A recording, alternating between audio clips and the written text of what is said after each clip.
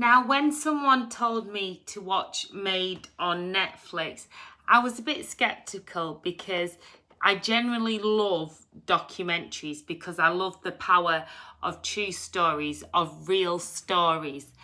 But then I watched MAID on Netflix and I was utterly gripped by her story of fleeing domestic abuse. This is also a trigger warning if you don't want to hear about domestic abuse in the sense of talking about it in the film.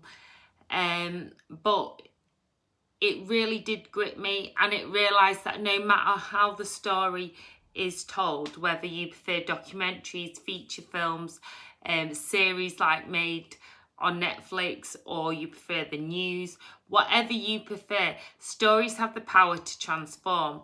We only need to look at one of the topics in the series that was the main thing, which was the kind of psychological, physical abuse that so many victims suffer at the hands of the perpetrator in the case of domestic violence and abuse, and also the complex web it can create, and also that whole delayed, like they call it, adverse ACEs, adverse childhood experiences, where somebody might have witnessed as a child in their home domestic violence happening, and then they go on to kind of repeat that cycle. That's the kind of very general point. I'm not an expert in the issue, but it's just explaining it. But the series was absolutely gripping because it was so close to home, close to the bone, and also just so real, because it wasn't a perfect linear structure of life. And when we tell stories, especially life stories, we sometimes struggle because we want to have like the fairy tales start, middle, end, the hero that lives with a happy ever after. We want that to kind of reassure us and to make us feel better about our own world. And often in life that is not the case. Sometimes there are happier endings or journeys, many journeys through life, because we go through these life cycles.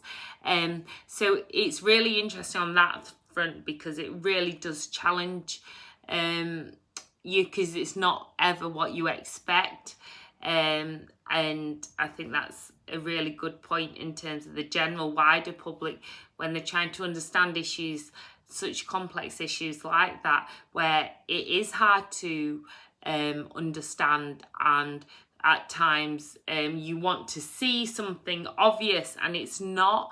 It's actually a lot more insidious. It creeps up this kind of violence and abuse, and actually it's well hidden, and that's why it goes on for so long, and it can reoccur. It's very, very subtle, very, very subtle, and there are no stereotypes or one size fits all.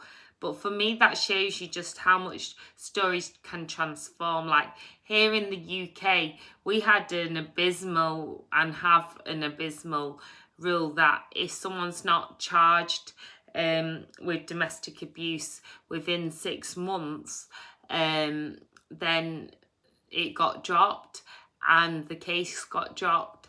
They are looking now, after the news and media exposed this kind of like awful situation where survivors did not have enough time to, one, recover or understand it, or to get the evidence together or whatever. I'm not an expert again, but it's just one of the many things that have been an issue when it comes to how people deal with domestic abuse and violence, especially services, and mainly those in power, because people like to see obvious results, and it's not always like that. Like with life stories, it's not just as straightforward as that.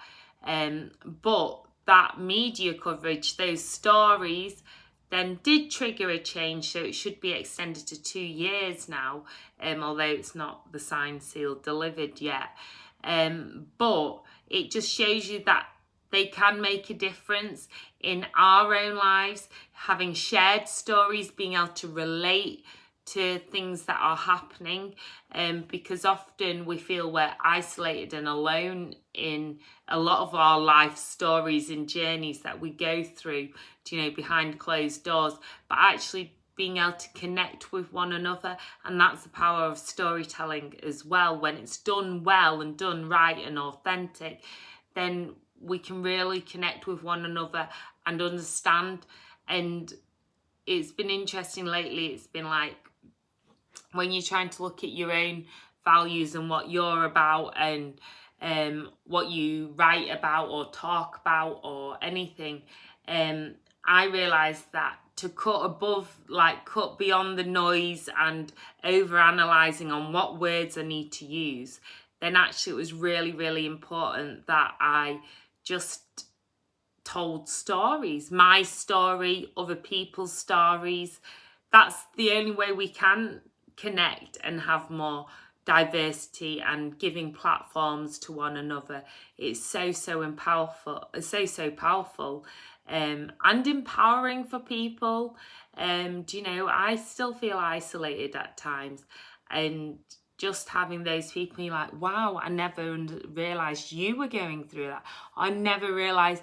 And it's those shared stories as well can really transform our own personal lives, but they can also create bigger changes in the world. So let's get telling those stories, no matter how hard they are to sometimes read or watch. It's so important that we really hear and listen one another. Sending you so much peace, love and shimmies. And I'd love to know your thoughts as ever, and obviously your stories.